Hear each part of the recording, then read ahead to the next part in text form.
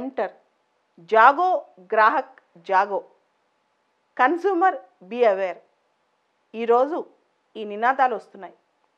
ఈ రోజున అంతర్జాతీయ వినియోగదారుల హక్కుల దినోత్సవం, ఇంటర్నేషనల్ కన్జ్యూమర్ రైట్స్ డే.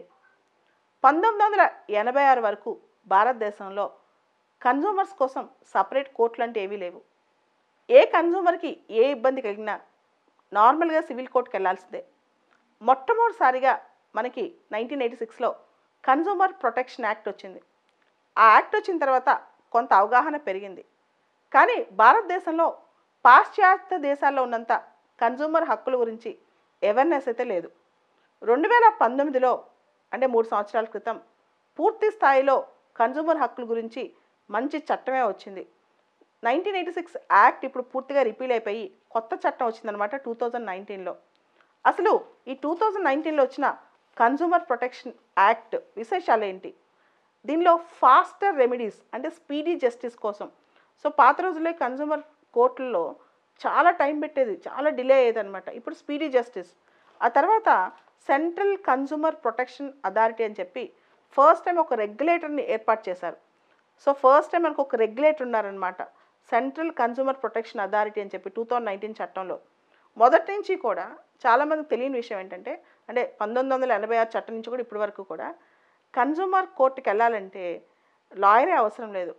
ఒక ఇండివిజువల్, ఒక ప్రైవేట్ పర్సన్ వెళ్ళొచ్చు, ఒక ఇన్స్టిట్యూషన్ వెళ్ళొచ్చు, ఒక లాయర్ వెళ్ళొచ్చు. ఈ విషయం చాలామంది తెలియదు. కన్జ్యూమర్ కోర్టుకి లాయర్లు వెళ్ళాలనుకుని చెప్పి చాలామంది అపోహపడి చాలా వరకు కన్జ్యూమర్ కోర్ట్స్కి వెళ్ళరనమాట.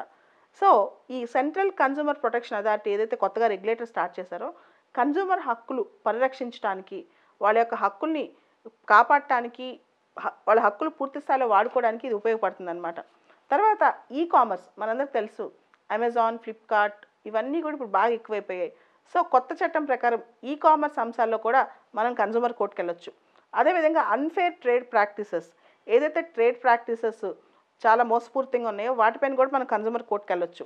అయితే కొత్త చట్టంలో ఆల్టర్నేటివ్ డిస్ప్యూట్ రిడ్రెసల్ మెకానిజం గురించి చాలా బాగా రాశారు. అంటే కోర్టుల దాకా వెళ్లకుండా ప్రత్యామ్నాయంగా వివాదాలు పరిష్కరించుకోవటం మీడియేషన్ ద్వారా, మధ్యవర్తిత్వం ద్వారా అన్నమాట.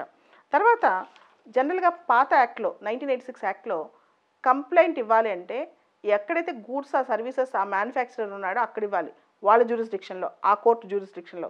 కానీ కొత్త యాక్ట్ ప్రకారం ఎవరైతే వినియోగదారుడు ఉన్నాడో ఆ వినియోగదారుడు ఉండే ప్రాంతంలో అక్కడున్న కోర్టులో కంప్లైంట్ ఇచ్చుకోవచ్చు అనమాట. ఇది చాలా అద్భుతంగా ఉంది కదా, అక్కడున్న జ్యూరిస్డిక్షన్ ప్రకారం. అంటే వినియోగదారుడికి ఇబ్బంది కలగకుండా తను ఉండే ప్రాంతంలోనే తను ఇచ్చుకోవచ్చు అనమాట.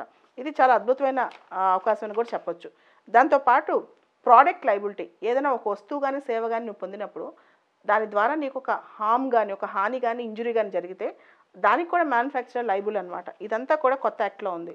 సో కొత్త యాక్ట్ ప్రకారం పెక్యూనరీ లిమిట్స్ అంటే ఎంతవరకు విలువ ఆ సర్వీస్ కానీ ఆ గూడ్స్ కానీ ఎంతవరకు విలువ ఏ కోర్టుకి వెళ్ళొచ్చు, ఏ స్థాయి కోర్టుకి వెళ్ళొచ్చు అని చూస్తే 50 లక్షల వరకు డిస్ట్రిక్ట్ కన్జ్యూమర్ కోర్టులకు వెళ్ళొచ్చు, అంటే డిస్ట్రిక్ట్ కన్జ్యూమర్ కమిషన్కి వెళ్ళొచ్చు. ఇంతకుముందు చట్టంలో వీటిని కన్జ్యూమర్ ఫోరమ్స్ అనేవాళ్ళం, ఇప్పుడు కన్జ్యూమర్ కమిషన్స్ అంటున్నాం అనమాట. సో 50 lakhs వరకు డిస్ట్రిక్ట్ కమిషన్స్కి, 50 lakhs నుంచి 2 కోట్ల వరకు, 50 లక్షల నుంచి 2 కోట్ల వరకు స్టేట్ లెవెల్ కమిషన్స్కి, 2 కోట్ల పైన నేషనల్ లెవెల్ కమిషన్స్కి అనమాట. సో 50 లక్షల వరకు డిస్ట్రిక్ట్ లెవెల్కి వెళ్ళొచ్చు, 50 లక్షల నుంచి 2 కోట్ల వరకు స్టేట్ లెవెల్ కమిషన్స్కి వెళ్ళొచ్చు, 2 కోట్ల కాపైన నేషనల్ లెవెల్కి వెళ్ళొచ్చు అనమాట. సో ఇప్పుడు కొత్త యాక్ట్ ప్రకారం నువ్వు డిజిటల్గా కూడా, ఎలక్ట్రానిక్గా కూడా నువ్వు కంప్లైంట్ ఫైల్ చేయొచ్చు. చక్కటి కంప్లైంట్ అనమాట, అది కూడా ముఖ్యమైన అంశం. తర్వాత మనం చూస్తుంటాం కొత్త యాక్ట్లో చాలా స్పెసిఫిక్గా చెప్పారు మిస్లీడింగ్ అడ్వర్టైజ్మెంట్స్. మిస్లీడింగ్ అడ్వర్టైజ్మెంట్స్ అంటే ఇప్పుడు మాధురి దీక్షిత్ ఉంది, తను మ్యాగీ నూడిల్స్ గురించి తన యాడ్లో పాల్గొంది. ఆ మ్యాగీ నూడిల్స్లో మోనోసోడియం గ్లూటమేట్ అనే పదార్థం పిల్లలకు హాని చేస్తుందని చెప్పి తర్వాత తెలిసింది. సో ఆ యాడ్లో ఆవిడ ఎంతవరకు లైబుల్, ఇప్పుడు మిస్లీడింగ్ యాడ్లో పార్టిసిపేట్ చేసిన వాళ్ళు కూడా లైబుల్ అనమాట. ఇలాంటి కన్జ్యూమర్ చట్టాలు చాలా వస్తున్నాయి. అండ్ సొసైటీకి హానికరమైన అంశాల్లో పెద్ద పెద్ద సెలబ్రిటీస్ పార్టిసిపేట్ చేస్తే అది ఎలా ఉంటుంది. ఉదాహరణకి మహేష్ బాబు ఫిల్మ్ యాక్టర్ ఉన్నారు, ఆయన మాణిక్ చంద్ యాడ్లో చేస్తున్నారు, అది ఎంతవరకు రైట్. ఇలాంటి వాటి మీద కూడా చాలామంది ఇప్పుడు ప్రశ్నలు ఎవరెత్తున్నారు అనమాట. సో ఎవరైతే సెలబ్రిటీస్ ఉంటారో, ఎవరైతే ప్రజల్లో వాళ్ళ ఇన్ఫ్లుయెన్స్ చాలా ఎక్కువ ఉంటుందో వాళ్ళు అనెథికల్ థింగ్స్ని ప్రమోట్ చేయడం అనేది కరెక్ట్ కాదని చెప్పి కూడా అభిప్రాయపడుతున్నారు. సో దీనికి సంబంధించి నేను మొన్న ఒక మీటింగ్కి వెళ్ళాను, చాలా అద్భుతమైన మీటింగ్ అది. ఆసరా అని చెప్పి ఒక అసోసియేషన్, అలీ గారని ఒక ఆయన ఫౌండ్ చేశారు దాన్ని. చాలా అద్భుతంగా రన్ చేస్తున్నారనమాట. ఈ ఆసరా ఏంటంటే advocates association for social responsibility and awareness. Advocates association for social responsibility and awareness.